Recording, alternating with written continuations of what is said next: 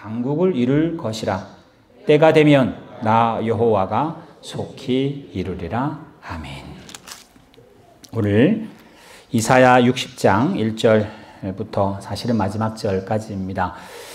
본문으로 일어나라 빛을 발하라 1절에 나왔던 본문으로 제목을 잡았습니다. 제가 지난주에도 잠깐 소개했던 것처럼 구약에서 가장 어려운 책 이르면 이사야 같습니다. 그 이유 중에 가장 첫 번째 너무 길다는 겁니다. 그렇죠? 한 3, 4장만 돼도 짧지 않습니다. 읽다가 다 잃어버리기도 하고 한두 절을 몰라도 한 장, 10장, 66장 너무 깁니다. 길어도 너무 길기 때문에 내용이 많다가 아니라 시간이 상당히 깁니다.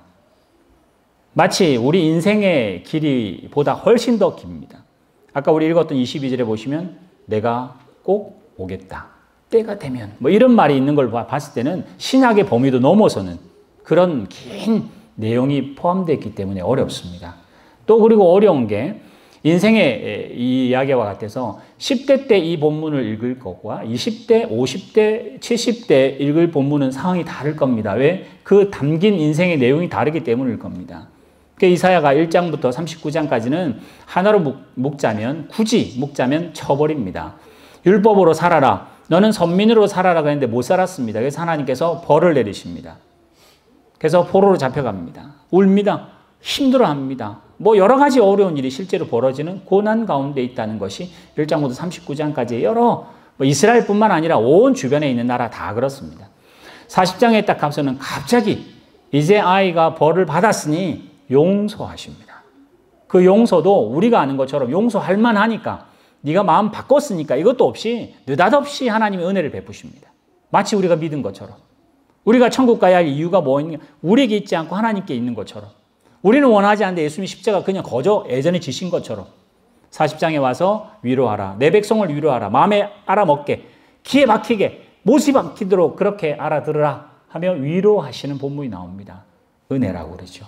그렇게 은혜를 베풉니다. 근데 우리가 아는 것처럼 은혜를 베푼 분은 그렇게 베풀었는데 받는 우리는 은혜라고 생각 안 합니다. 왜? 바뀐 게 없으니까. 은혜를 베풀면 포로에서 풀려난다든지 은혜를 베풀면 병이 낫는다든지 은혜를 베푼다. 은혜라는 말 자체가 우리는 대부분 다 아이들은요 은혜를 뭐로 생각해요? 재미로 생각합니다. 근데 우리는 은혜를 뭘 생각할까요? 어른들은 성과라고 생각하는지도 모르겠습니다. 평판, 성과, 뭔가가 잘 될 때 은혜라고 말합니다. 안 되면 은혜라는 단어를 연결시키지를 않습니다. 하나님께서 은혜를 주셨는데도 불구하고 이스라엘은 포로입니다. 하나님 은혜 주셨는데도 불구하고 바벨론을 멸망했지만 페르시아라는 나라가 또다시 자기를 포로로 점령합니다. 바뀐 게 없어요. 55장, 56장 넘어가면서부터는 이제 상황이 진짜 바뀝니다. 어떻게 바뀌느냐? 포로에서 풀려납니다. 포로에서 풀려날 때 하나님이 주신 조건으로 풀려나는 게 아니라 그것도 이방 나라의 이방 임금을 통해서 종까지 줘가면서 가서 성전 짓고 하나님 잘 믿고 잘 살아라. 그렇게 시켰는데 그래서 하나님의 말씀이 정말 푸른 꽃은 시들어도 말씀이 이루어지는 것을 확신하며 애굽의 페르시아에서 유다로 왔는데 마음은 부풀어 왔는데 막상 와보니까 1장에서 39장 그 앞에 있을 때보다 더 안 좋은 환경인 거예요. 우리하고 비슷합니다. 예수 믿기 전에는 여러 가지 열악한 상황이 있었다 합시다. 하나님 열심히 믿었습니다. 열심히 믿고 구원이 확신이 있을 때도 상황이 더 좋아지느냐? 그러지는 잘 않습니다. 내가 다니는 회사도 더 어려우면 더 어려워졌지 별로 좋아지지 않습니다. 우리가 열심히 기도한다고 세상은 점점 안 좋아집니다. 여러분 뉴스 요즘 많이 보는 것처럼 뭐 이제 그 쓰나미가 바닷가에가 아니라 이제 쓰나미가 어디냐? 히말라야에서 쓰나미가 나온다잖아요. 그 얼음이 다 녹아가지고 그 많은 그 큰 산맥에 물이 이제 녹아서 고여 있다가 그게 인공적으로 만든 뚝이 아니다 보니까 하도 녹으면 그게 터지면서 지금까지 8건인가 하여튼 벌어졌답니다. 그래서 아예 도시가 없어지는데 그게 이제 지금 계속 많아진답니다. 여러분 아시는 것처럼 위에 이제 빙하는 다 녹아서 지금 낮 온도가 20도 정도로 올라간답니다. 북극이 그렇답니다. 근데 그게 재생이 안 된다고요. 그게 다 얼음이 다시 얼으려면 어마어마하게 추워야 돼. 우리는 다 얼어 죽을 정도에 되는데 다시는 안 된다. 뭐 그러고 지금 뉴스 엊그제 나왔나요? 중국이 가뭄이 하도 들어가지고 수력 발전이 안 되고 아예 공장을 다 문을 닫아야 된다. 그게 지금 우리에게 들려지는 소식입니다. 그게 뭐 죄의 결과냐 뭐냐 그런 거 말고라도 들려오는 소식은 우리가 열심히 믿었는데 왜 하나님 저의 길은 바뀐 게 하나도 없었습니다. 그래서 포로로 잡혀갔다가 풀려나서 귀환했는데 사실 그 사람들도 극소수였습니다. 많은 사람은 그냥 바벨론에 그냥 묻혀 살았습니다. 왜냐하면 거기가 문명의 중심이었기 때문에 그랬었어요. 돌아왔는데 성전 짓기도 어렵고요. 먹고 살기도 힘들고요. 여러 가지 척박하다 보니까 나중에 어떤 일이 벌어졌냐. 예배는 드리는데 형식만 드렸습니다. 제사는 드리는데 쓸데없다는 생각이 워낙 뭐 별로 필요 없다. 하나님이 있으면 좀 상황이 좋아지게 해야 되는데 지금 먹고 살기도 힘든데 무슨 예배냐. 이러다 보니 하나님께 드리는 제사나 제물이나 모든 것들이 다 질이 아주 떨어지는 저는 것들, 팔 수 없는 것들, 상품으로 못 쓰는 것들을 제사로 드리다 보니 말라기가 뭐라고 그러죠? 문 닫으라고. 하나님이 말합니다. 이런 제사 문을 닫았으면 좋겠다. 하나님이 하는 말라기의 그 부분이 이 이사야의 끝자락에 있습니다. 그게 이제 59장까지 이야기입니다. 근데 갑자기 오늘 본문 다시 보세요. 좀 드라마틱하죠. 뜬금없이 갑자기 하나님이 위로하십니다. 일어나라, 빛을 발하라. 이는 하나님의 격려입니다. 너의 빛이 이르고 하나님의 영광이 너에게 임하니 온 민족이 너에게 돌아올 거다. 3절 나오죠. 제가 그 본문을 안 썼습니다만은 4절부터 5절까지 보면 그 당대에 있는 나라들 다 예루살렘으로 다 올 거다.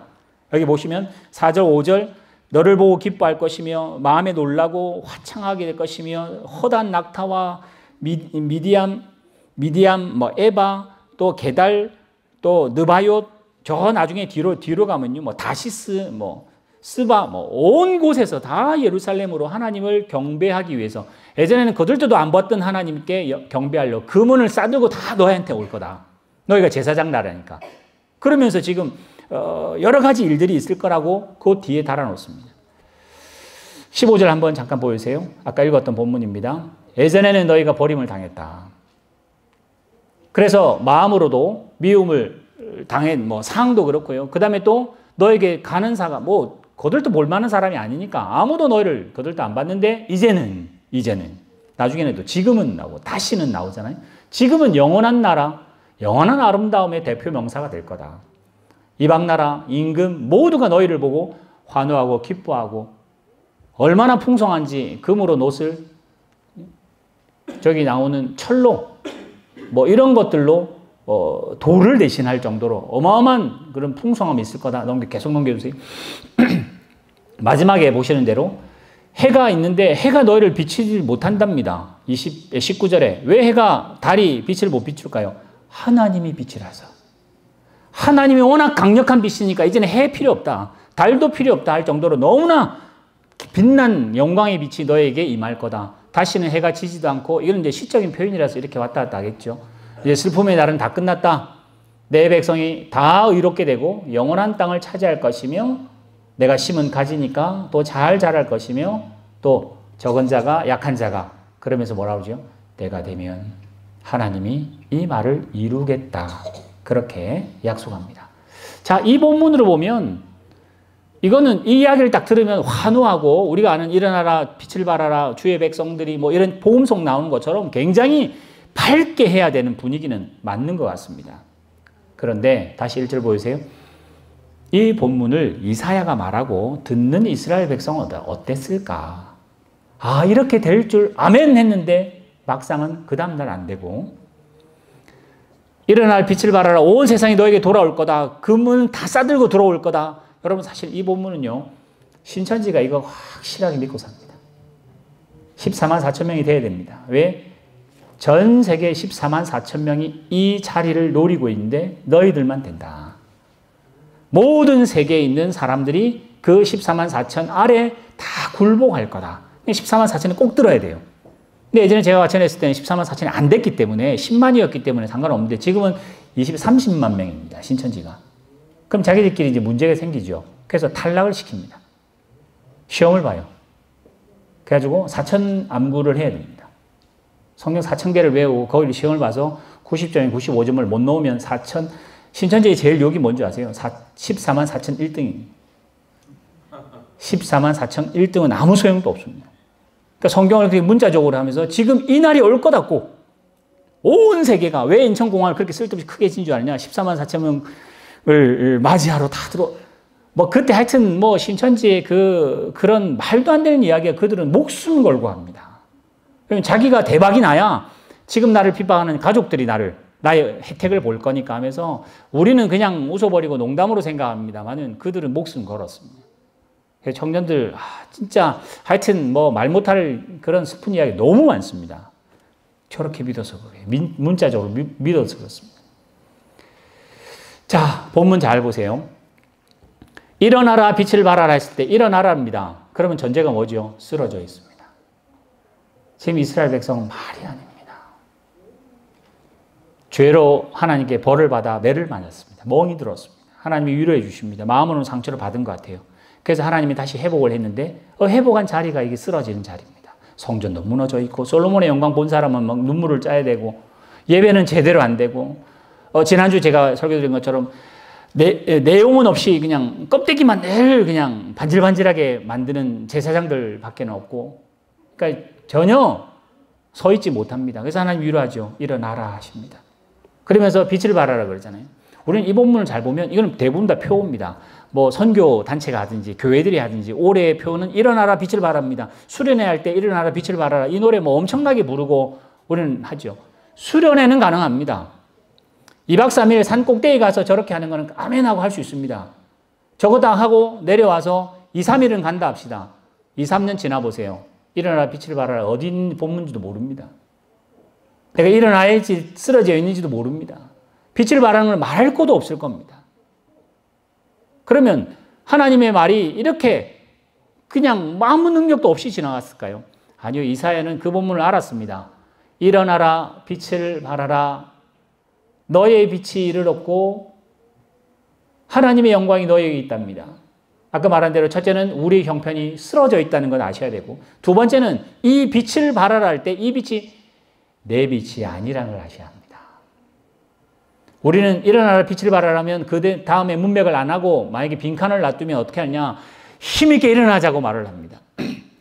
빛을 발하라 그러면 뒤에 뭐 하느냐 뭔가 번듯해야 되고 영광이 나에게 나타나야 되고 볼만하고 흠모할 만하고 사랑할 만하고 뭔가가 있어야 빛을 발한다고 오늘 말합니다. 이 꼴을 가지고 무슨 빛을 발하냐고 오늘 보통 말합니다.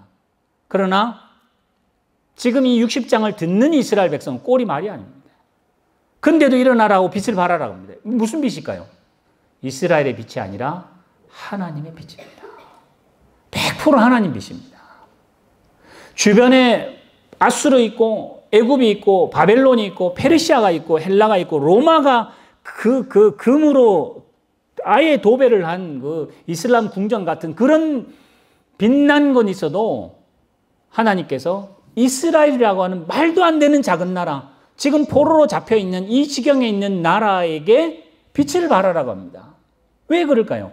빛은 하나님이시기 때문에 그렇습니다. 근데 우리 늘 빛을 발하라면 나를 도와주시면 내가 발광하려고 하는 거, 발광. 나는 발광하는 존재가 아니에요. 오늘 이 이사야가 말할 때도 그렇습니다. 격려할 때도 내가 격려할 테니까 하나님 도와줄 테니까 너 잘 되고 못 되고의 문제가 아니라 지금 이 처지에서 내 신분이 하나님이 너의 하나님이라고 불러주시는 겁니다. 어디부터? 아브라함부터. 자손도 없는 아브라함에게 너는 열국의 아버지라고 해요. 모세로부터. 모세가 그 왕손이었을 때 말고 광야로 가가지고 나이 80이 됐을 그때 하나님이 부르잖아요. 어떻게 해요? 꺼지지 않는 불 가운데 나타나셔서 내가 하겠다. 너는 내 지팡이다. 그 모세가 나는 못합니다.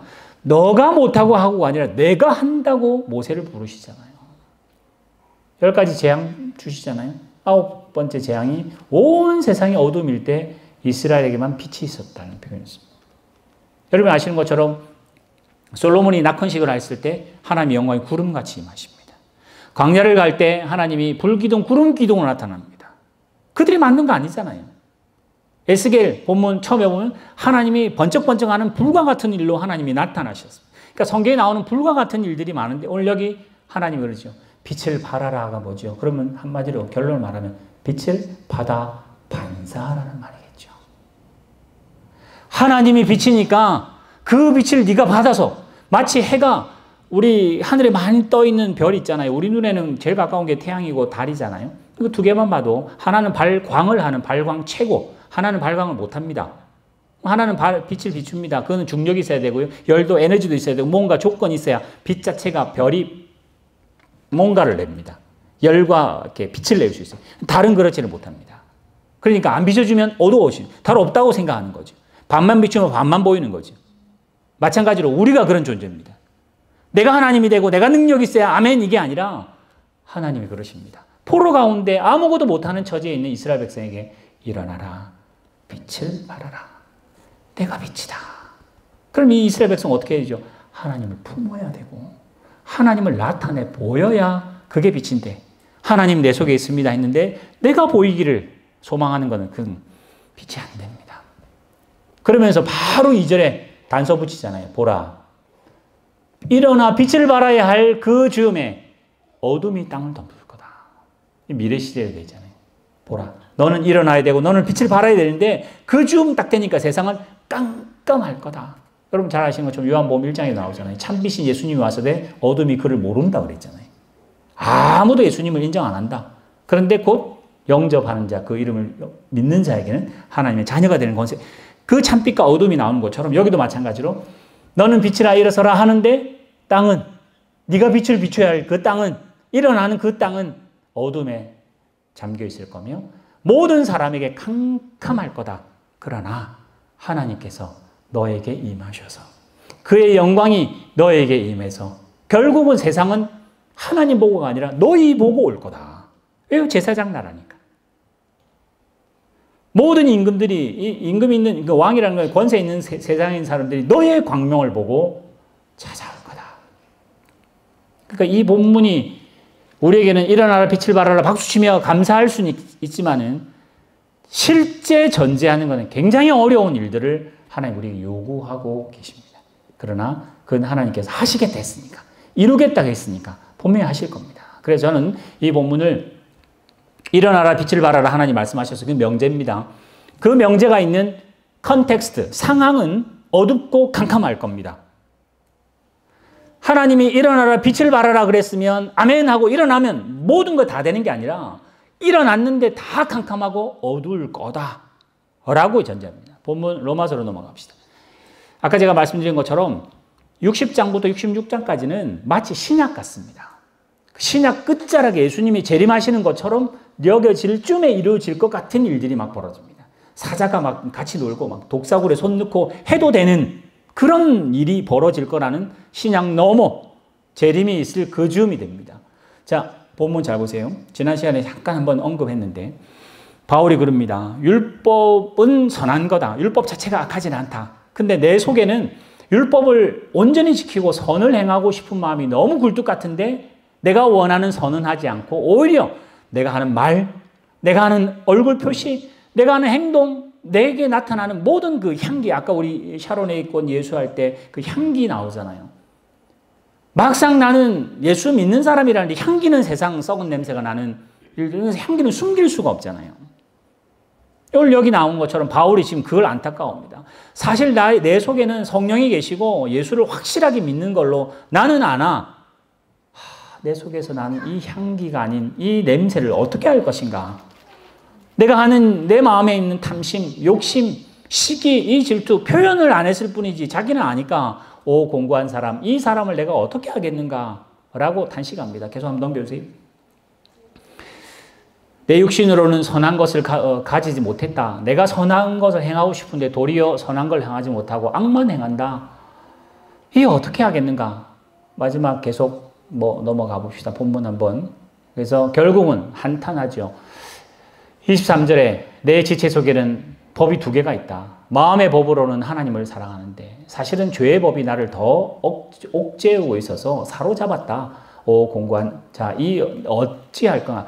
내 이 사망의 몸에서 누가 나를 건져낼까? 참 절망이다라고 탄식하면서 끝자락에 우리 주 예수 그리스도 말미암아 하나님께 감사한다. 방법이 생겼다는 말입니다. 넘겨주세요. 그러면서 8장 1절로 갑니다. 8장 1절 보면 그러므로 이제 예수 그리스도 안에 있는 자, 자, 먼저 전제합니다. 예수 그리스도 안에 있는 자가 있습니다. 사람입니다. 사람. 우리입니다. 예수 그리스도 안에 있는 사람.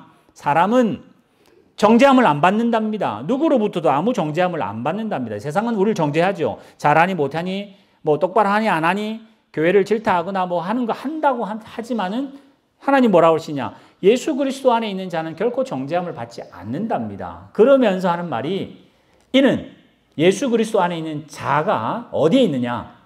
예수 그리스도 안에 있는 생명의 성령의 법이 원래 있었던 죄와 사망의 법으로부터 너희를 해방했답니다. 법이 두 개 나오죠. 하나는 죄와 사망의 법이 하나 있고, 하나는 생명의 성령의 법이 하나 있답니다. 근데 아까 바로 직전에 7장에 나오는 뭐라고 했죠? 바울은 생명의 성령의 법이 속에 있다고는 했는데 실제로 나를 누르고 내가 거부할 수 없는, 반항할 수 없는 법이 하나 있는데 그게 죄와 사망의 법이다. 이 둘이 낀 걸 어떻게 하겠냐고 한탄했었는데 바울이 설명합니다. 우리는 본래 죄와 사망의 법 아래에 있었는데 예수 그리스도 때문에 생명의 성령의 법으로 우리를 탈출시켰다. 그러면 아멘이라고 하면서 어떻게 되느냐? 그러면 생명의 성령의 법으로 사니 다 행복할 것 같지 않아요? 생명의 성령의 법이 왔는데 이제 해방됐는데 이제는 포로로 우리는 이제 죽어도 천국 가니까 그렇게 단순하지 않다. 뭐라고 그러죠? 율법이 육신으로 말미암아 연약하게 할 수 없는 것들을 하나님이 하셨답니다. 그러면서 제가 뭐 뒤는 쭉 안 읽겠습니다만 죄와 사망의 법이라고 하는 것은 이런 겁니다. 우리가 예수 안 믿을 때라고 생각하고요. 지금 예수 안 믿는 분이라고 생각해 봅시다. 그 사람들은요. 뭘 해도 죽습니다. 우리가 그렇죠. 우리는 아직까지 죄와 사망의 법에 눌려 있습니다. 뭘 해도 죽습니다. 아무리 부자가 되시도록 평생을 노력하셔도 결국에는 죽습니다. 아무리 똑똑한 걸로 세상에 제일 똑똑한 것 돼도 결국은 죽습니다. 성경이 뭐라고 하죠? 죄의 사망, 죄가 결과에 사망으로 간다 해서 결국은 사망에 다 눌려 있습니다. 여러분 거기에 저항할 수 없는 것이 있습니다. 그 죄와 사망의 법으로 되어 있는 이 세상에는 어떤 일이 벌어지느냐? 아무리 착한 일을 해도 그것은 죄가 됩니다. 그게 무슨 말일까? 윤리 도덕적으로 아무리 깨끗해도 내가 선을 베푼다고 하는 사람에게 뭔가를 선을 베풀어도 우리 그 고린도서 13장에 나오는 것처럼 아무리 자기 몸을 내줄지라도 사랑이 없으면 nothing이라고 생각하고 똑같이 아무리 세상의 도덕 윤리가 좋아도요. 그 도덕 윤리 좋은 거는요. 다른 사람하고 비교해서 선한 거지. 그 사람의 선함이 생명을 만들어내지는 못합니다. 세상에 아무리 성공하고 정말 흠모할 만한 일을 한다 할지라도 그 결과는 죄이며 왜곡되어 있으며 시들며 결국은 망하고 죽습니다. 부인할 수가 없습니다. 정직한 사람, 누가 정직하다? 정직은 정직이 아니라 최선을 다한 것이며 그거 말고는 다른 방법이 없었기 때문에 그렇게 할 경우는 최선을 다했다고 표현합니다. 그래서 세상은 죄와 사망에 있는 세상의 사람들은 죽으면 안 되기 때문에 죽을 사람인데 죽지 않으려고 애를 씁니다. 죽을 수밖에 없는 세상인데 지면 안 된다고 생각하기 때문에 무조건 이겨야 돼요. 죽어도 이겨야 된다고 생각하며 살아갈 수밖에 없습니다. 근데 이게 바뀌어서 우리 이 세상은 너무 잘 아니까 말 안 해도 여러분과 저는 너무나 잘 아니까. 근데 생명의 성령의 법으로 온 사람은 어떤 일이 벌어지냐? 그 뒤에 제가 본문을 안 썼습니다만은 예수 그리스도 안에 있는 사람에게는 모든 것이 합력해서 선을 이룬다 했어요. 죄와 사망의 법에서는요, 지면 안 됩니다. 죽으면 안 됩니다. 끝이니까. 근데 생명의 성령의 법으로 온 사람은 뭐냐? 실패해도 괜찮습니다. 왜요? 그 실패가 합력해서 선을 이룰 것이기 때문에 그렇습니다. 생명의 성령의 법에 있는 사람은 져줄 수 있습니다. 저도 끝이 아니라는 걸 알기 때문에 그래요. 종국에는 생명의 성령의 법을 가진 예수 그리스도가 죽었습니다. 근데도 그 죽음도 부활로 바꾸시는 하나님의 법으로 오늘 바뀌었다고 말을 합니다. 그러면 정말 아멘이고 이거 믿어지면 정말 아멘인데 바울이 못 믿었을까요? 아니요. 믿었음에도 불구하고 이 둘 사이에 우리는 끼어 있다. 끼어 있다. 나는 사실 지금 천국 당장 갔으면 좋겠다. 근데 하나님이 나를 보내시고 하게 하신 일이 있다면 남은 기간 동안에 그 예수 그리스도의 남은 육체의 고난을 내 몸에 채운다 하며 하나님의 일을 하잖아요. 여러분, 하나님의 일이라고 하는 것이 하나님이 사람이 필요하고 하나님이 집이 필요하고 하나님이 돈이 필요해서의 문제가 아니라 하나님의 일을 한다는 말은 죄와 사망의 권세에 있는 세상에서 생명의 성령의 법인 사람이 살아내는 게 고난입니다. 그게 성도이고 그게 신앙이라고 해야 됩니다. 내가 살아내는데 한 명이 두 명 되고 두 명이 10명이 10명이 세상에 복음을 다 바꾼 그런 거 생각하지 마시고 지금 현실은 죄와 사망의 현실 가운데서 살고 모두 다 인정하는 세상, 나도 그 굴레에 있지만은 나는 신분이 생명의 성령의 법에 따르며 존재하는 사람이라고 서 있는 것을 빛을 발하는다는 말입니다. 생명의 성령의 법을 비추면 죄와 사망에서 법에서 안 되는 일이 되는 게 아니라 내가 가정에서 직장에서 나에게 맡기신 이 포로 가운데서라도 나는 죄와 사망의 법에 있지 않고 생명의 성령의 법이 있다고 고백해낼 뿐만 아니라 그렇게 살아야 됩니다. 근데 우리는 뭐만 좋아하느냐? 고백하는 거 좋아합니다. 우리는 정답 좋아합니다. 본문 딱 말하면 뭐 말하면 본문 딱 들이대면 아멘 이렇게 하면 좋아합니다. 표로 써놓는 거 좋아합니다. 우리는 카톡 맨 앞에 뭔가를 써서 내 신앙이 이렇게 되기를 원하는 거. 뭐 그 나쁜 일은 절대 아니죠. 근데 뭐가 안 되죠? 그거를 담아내는 거는 어려운 일입니다. 죄와 사망의 법에 있었습니다. 하나님이 나를 생명의 성령의 법으로 만드셨습니다. 이건 내가 한 일이 아닙니다. 근데 하나님께서 왜 그러면 고난도 같이 없애시지? 왜 생명의 성령의 법으로 옮기긴 했는데 왜 나를 고난 가운데 살게 하실까? 예수님이 오시기 전까지 여러분들은 뭘 해야 되냐? 생명의 성령의 법이라는 이 그릇 안에 내용을 담아내셔야 됩니다. 우리 아이들 어느덧 영아부가 유치부 되고요. 유치부 뭐 정신없이 하던 애들이 금방 유초등부 갔는데 언니같이 되고 금방 또 고등학교 하이스쿨 가니까 애들이 엄마 아빠보다 키가 커지고 세월이 훌쩍 지나갔잖아요. 아이들에게는 굉장히 많은 변화가 있으니까 변화 있는 것 같죠. 애들의 몸의 변화뿐만 아니라 그 속에는 수많은 일들이 담겨 있습니다. 좋은 거 담기고 나쁜 거 다 담깁니다. 우리 어른들은 어떨까요? 10년 전과 지금은 다 똑같잖아요. 별로 바뀐 게 없다고 그러잖아요. 뭐 좀 늙으시긴 하십니다만 별로 우리는 바뀐 게 없다고 생각합니다. 아니요. 바뀐 게 없는 게 아니라 여러분 10년이라는 세월 동안에 생명의 성령의 법이라고 하는 것을 담아내셨어야 합니다.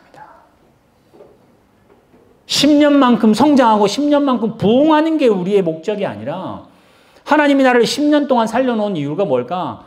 죄와 사망의 법 아래 세상에 그 운동장에서 나는 생명의 성령의 법 선수, 그쪽 선수가 아니라 이쪽 선수라고 말하고 표현하고 버팅겨고 그렇게 울고 하라고. 그게 표지판이잖아요. 표지판. 그게 성도라고 하는 일어서라 빛을 발하라는 말이에요. 일어서라 빛을 발하라면 확 다 져버려가지고 나머지는 다 죽어버리고 뭐 예수 믿는 사람은 다 성공되고 이렇게 뭔가를 뭐 하려 하지 마시고 이사야를 통해서 포로 가운데 있는 사람에게 일어나라 빛을 발하라. 땅은 캄캄하고 땅은 어둡고 온 만민에게는 캄캄한 게 있다 할지라도 너는 일어나야 되고 빛을 발하야 됩니다. 일어날 때 세상 사람 포로인 사람이 일어나서 뭐 하겠다고 그러냐 할 때 나는 형편은 포로이나 신분은 하나님의 영광이 함께합니다라고 말할 수 있는 이 자존심이라고 할까요? 자부심이라고 할까요? 하나님이 그걸 우리에게 요구하십니다. 그래서 이 로마서 8장 혹 제가 그 뒤에 본문 더 있나요? 그 뒤에 로마서는 없나요? 로마서 8장 제가 한번 잠깐 읽어 드리겠습니다. 8장 뭐 우리 암송도 하시고 뭐 잘 아시는 본문이긴 합니다만은 로마서 8장 보시면 제가 읽어 드릴게요. 18절입니다. 18절. 그 앞에도 본문이 뭐 정말 좋은 말씀. 특히 로마서 8장 같은 경우는 그러잖아요. 성경이 반지라면 로마서 8장은 여기 다이아몬드 보석과 같은 다이아몬드 같다 이러는데 잘 보세요. 아빠 아버지가 된다. 네가 잘 못 살아도 육신 가운데 이렇게 해도 너는 하나님의 은혜가 돼서 양자로 삼았으니 아빠 아버지다. 너는 다시는 무서워할 필요 없다. 이제 그러면서 18절 보세요. 생각하건대 현재 고난이 뭘까요? 당하는 걸까요? 아픈 걸까요? 뭐 일이 안 풀리는 걸까요? 아니요. 죄와 사망의 세상에서 생명의 성령의 법이라고 하는 것, 세상의 원리로 살아내는 게 고난입니다. 세상에 그냥 우리는 대부분 신앙생활에서 초년에는 굉장히 기쁘고 감사하고 신앙에 불이 붙는데 조금 지나면 이거 다 식어집니다. 그러면 이제 이 식은 걸 어떻게 할 건가? 그러면 다른 사람 전도해서 그 사람이 잘하는 거 보고 또 자부감을 얻고 또 대신 만족을 하죠. 또 다른 걸로 또 우리는 계속 그걸 쳇바퀴 하듯이 합니다. 근데 지금 여기 말하는 거는 그게 아니라 이 고난이라고 하는 거는 죄와 사망의 법, 내가 아무리 하는 게 기도해도 바꾸지지 않는 상황, 내가 아무리 기도해도 가질 수밖에 없는 장애, 정말 하나님께 뭐 금식을 해도 바뀌어지지 않는 이 억울한 이 형편 가운데서도 예수로 서 있는 거예요. 예수님으로 오셨는데, 하나님이 오셨는데 세상은 전혀 바뀌지 않는, 누구도 인정하지 않는, 누구도 위로하지 않는 그 자리에서 메시아의 직을 끝까지 지키셔서 죽을 때까지 순종합니다. 여러분 이거는 여러분 잘 모르시긴 합니다만 초대교회가 그렇습니다. 여러분 초대교회 성도들은요 300 한 중반 될 때까지 기독교가 박해를 받잖아요. 300년 더 산 사람이 누가 있겠습니까? 아무리 살아도 100년 못 살았을 텐데 예수 믿자마자 죽을 때까지 고난당하다 그 사람은 죽어야 되는 문맥에 살았습니다. 우리는 다행히 감사합니다. 지금 우리가 만약에 박해를 받는다면 여기에 뭐 한 10분의 1은 남아있을려나 모르겠습니다. 저도 뭐 모르겠습니다. 예수 믿는 게 목숨에, 예수 믿는 게 재정에, 예수 믿는 게 내 명예에 큰 치명타가 된다. 그럼 다 도망갈 것 같아요. 그 상황에서도 생명의 성령의 법, 세상은 인정 안 하는 그 법을 가지고 버틴기라. 그게 여기 나오는 18절에 나오는 현재의 고난일 겁니다. 사람마다 다 다른 고난을 당하겠죠. 그러나 그 고난은 장차 우리에게 나타날 영광과 비교할 수가 없다. 피조물들 쭉 그렇게 나오면서 피조물도 다 썩어 있다. 그러나 너희들 때문에 피조물이 하나님께서 회복시키게 할 거다. 그러면서 우리의 소망이 구원을 얻고 우리의 소망이 소망같이 안 보이지만은 그러나 25절 만일 우리가 보지 못하는 것을 바라며 참음으로 기다린다. 이 고난 내가 힘들지만 어떻게 하냐? 성령이 도우신다. 그게 26절 이와 같이 성령도 우리의 연약함을 도우시나니. 왜 우리의 연약함을 도울까요? 기도 잘 못해서? 엉뚱한 기도해서? 아니요. 우리는 상황 자체가 하나님 허락하신 게 죄와 사망이라고 하는 장터에 생명의 성령의 법으로 서 있는 정말 어려운 일을 하기 때문에 성령이 우리를 힘주시고 도우시고 우리는 생명의 성령의 법이라고 하는데도 우리는 그거 안 보고 세상 보고 사니까. 그래서 결국은 끝에는 뭐라고 그러죠? 우리가 알거니와 하나님을 사랑하는 자. 아까 우리 1절에 나왔던 예수 그리스도 안에 있는 자. 사망의 법에서 살지만은 생명의 성령의 법으로 인정받은 자는 합력해서 선을 이루며 하나님이 놓지 않는다. 그게 바울의 신앙 고백의 큰 고백입니다. 그래서 저는 결론으로 에베소서 4장으로 한번 여러분 성경 펴신 김에 계속 한번 넘어가 보십시다. 에베소서 4장에 그래서 아까 제가 이사야 60장 이유가 신약 같다라고 하는 말이 어떻게 살아야 되나, 어떻게 빛으로 일어나야 되는가. 에베소서 한번 5장 나오죠. 제가 4장부터 잠깐 읽겠습니다. 4장 앞에 또 있는데 17절부터 제가 읽겠습니다. 내가 이것을 말하며 주 안에서 증언하노니 이제부터 너희는 이방인이 가진 그 마음에 허망한 것을 따르지 말라. 이방인이 아닌 하나님의 자녀로 살아라. 그들의 총명이 어두워지고 그들 가운데 있는 무지함과 그들의 마음이 굳어져서 하나님의 생명에서 떠나 있다. 그들은 감각음자가 되어서 자기를 방탕에 방임한다. 더러운 것에 욕심을 낸다. 그래요. 사실 우리도 아까 제가 말씀드린 것처럼 신앙생활을 앞부분에는 굉장히 힘있게 합니다. 그러다가 뭐 개척을 하시거나 뭐 선교를 하거나 여러 가지 일들을 할 때는 뭐 열정으로 합니다. 근데 어느 정도 식으면 타협합니다. 타협. 적당히 하자. 아무리 내가 해도 세상은 안 바뀐다. 그러니까 남들 보는 만큼 하고 또 뭐 남들에게 보일 정도. 그러면서 우리는 적당하게 죄와 사망과 생명의 성령의 법을 이제 그 중간 라인을 우리는 차지하게 되죠. 너무 가까이 가면 뜨거우니까, 너무 가까이, 멀리 가면 차가우니까. 예전에 제가 과천에 있을 때, 과천은 공무원이 많으시잖아요. 공무원, 그 고위 공무원이 그 이야기를 한번 하셨어요. 그 공무원, 높은 직위에 있으니까, 권세자에게 가까이 가면 타 죽고 너무 멀리 있으면 얼어 죽는데요. 그래서 교회에서 이야기 하시더라고요. 그래서 예수도 마찬가지입니다. 하나님 믿을 때 너무 가까이 가면 뜨거워 죽고 타 죽고, 너무 멀리 있으면, 하나님께 너무 멀리 있으면 얼어 죽으니까 적당한 라인이 참 좋은 것 같다고. 모르겠습니다. 동양적으로는 그건 중용 같아요. 신앙에서는 그러지 않습니다. 지금 바울이 뭐라고 그러죠? 이방인같이 그렇게 세상 방탕한 걸로, 자기 욕심 따르는 걸로 살지 말라. 진리가 너희 안에 있으니 그 안에서 가르침을 받고 듣고 그렇게 해라. 그러면서 22절에 옛사람을 벗어버리고, 죄와 사망의 법, 그 구습을 따르는 옛사람을 벗어버리고, 오직 너희는 심령이 새롭게 받아 하나님을 따라 의와 진리와 거룩함으로 지음을 받는 새 사람을 입으라 돼 있잖아요. 여기도 잘 보세요. 예수 그리스도가 십자가에 못 박히면 그걸 믿는 순간 우리 새 사람이 됩니다. 근데 바울은 뭐라 하죠? 새 사람을 입으랍니다. 입으랍니다. 그럼 안 입으면 헌 사람이고 입으면 새 사람일까요? 왜 이랬을까요? 죄와 사망의 법에서 생명의 성령의 법 사이에 끼어 있는 우리들. 우리의 신분은 하나님의 자녀인 걸 확실하나 사는 동안에는 늘 왔다 갔다 할 거다. 그러니 이거 선택하지 말고 이 새 사람으로 선택하기를 애쓰고 힘쓰라고 합니다. 그게 쉽게 한 번의 기도로 안 됩니다. 그게 5년, 10년으로 안 될 수 있습니다. 평생 하셔야 됩니다. 우리 신앙생활은 대부분 늘 말씀드린 것처럼 우리나라 교회가 샤머니즘적으로 많이 들어왔다 보니까 예수 믿으면 잘 된다는 거에 너무 큰 프레임을 가지고 있습니다. 예수 믿으면 잘 되는 게 아니에요. 예수 믿는 순간 여러분은 하나님의 자녀이십니다. 그 이상 더 잘 될 것도 없는, 어떤 면에서는 신분으로 하나님을, 나라를 소유한 사람입니다. 그럼 소유한 사람으로 여러분들은 소위 말하는 잘된 사람입니다. 하나님 사람이니까 그렇게 살아내는 거하고 내가 믿었으니 잘 되게 되는, 그는 완전히 다른 신앙의 패턴을 가지게 됩니다. 오늘 여기 나오는 바울이 그렇게 말합니다. 새 사람을 입으랍니다. 난 새 사람인데 어린 새 사람이에요. 하나님이 나를 하나님 자녀로 만들었지만 그릇엔 텅텅 비어 있습니다. 내 그릇에 눈물을 담으셔야 됩니다. 아무리 기도해도 안 들어주는 하나님의 그 답답한 심령을 그릇에 담으셔야 됩니다. 내 생각대로 세상이 안 돌아가는, 나는 하나님께 진심으로 하는데도 세상이 안 돌아가고 다른 사람이 내 마음에 안 드는 일들을 그릇에 담아내셔야 됩니다.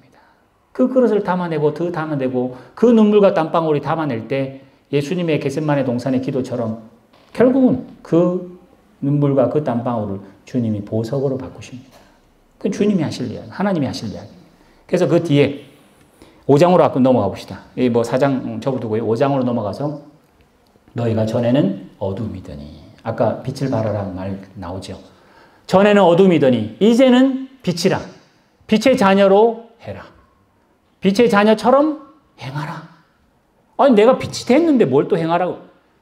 연습해야 돼요. 훈련해야 돼요. 그걸 신앙이라고 말합니다. 하나님에게는 시간이라는 개념 자체가 없으니까 너는 자녀다 이러면 그 자리에서 그냥 완성이 됐을 겁니다. 근데 우리한테는 하나님이 인생을 주셨습니다. 자녀로 됐지만은, 사람으로 태어났지만 사람 되는 일에는 상당히 많은 시간이 실제로 걸립니다. 물에 밑 빠진 독에 물 붓는 것처럼 여러분 자녀 키우잖아요. 내가 처음 키울 때는 천재같이 키우고, 처음 키울 때는 뭔가 되는 것, 뭐 적당히 포기하고, 우리는 계속 타협해 나갑니다. 우리는 그렇습니다. 그러나 하나님은 우리를 예수 그리스도 십자가에 못 박으실 때 지금 우리까지 포함해서 하나님은 구원을 완성하셨을 겁니다. 근데 우리에게 주어지는 신앙은 죄와 사망의 생명의 성령의 법 사이에 우리를 두셔서 여기서 깨지고 옴팡옴팡 깨지고 예배 드리고 은혜 받아도 또다시 깨져서 이제는 죄와 사망의 법을 거절해야 아니라 이제는 죄와 사망의 법에 있는 사람처럼 말하고 살고 그렇게 생각하고 살다가 잠깐 와서 모양만 내는 듯 사는 우리들에게 새 사람을 입으랍니다. 빛의 열매는 모든 착함과 의로움과 진실함이니 주가 기뻐하실 것이 무엇인지 생각해봐라. 열매 없는 어둠의 열매를 가지 마라. 그러나 책망받을 모든 것들을 뭐 쭉 이야기 나오죠. 그 다음에 넘겨주세요.